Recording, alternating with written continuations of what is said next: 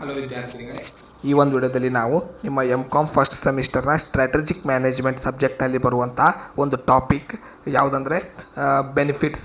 So benefits ಮೇಲೆ ಯಾವುದೇ ಪ್ರಶ್ನೆ ಬಂದರೆ ಯಾವ ರೀತಿ ಉತ್ತರವನ್ನು ಬರೀಬೇಕು ಅಂದರೆ ಬೆನಿಫಿಟ್ಸ್ ಅಂದರೂ ಒಂದೇ, ಅಡ್ವಾಂಟೇಜಸ್ ಅಂತ ಬಂದರೂ ಒಂದೇ, ಯೂಸಸ್ ಅಂತ ಬಂದರೂ ಒಂದೇ.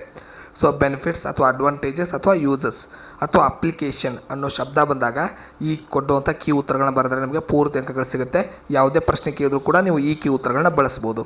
ಮೊದಲನೇದು improve efficiency, increase speed to market, increase profitability margin, focus on core competencies, cost optimisation, risk mitigation, clear goal, risk migration, reduce assistance, stronger competitive advantage, reduce price competition, access to specialized expertise, operational flexibility, resource allocation, resource optimisation.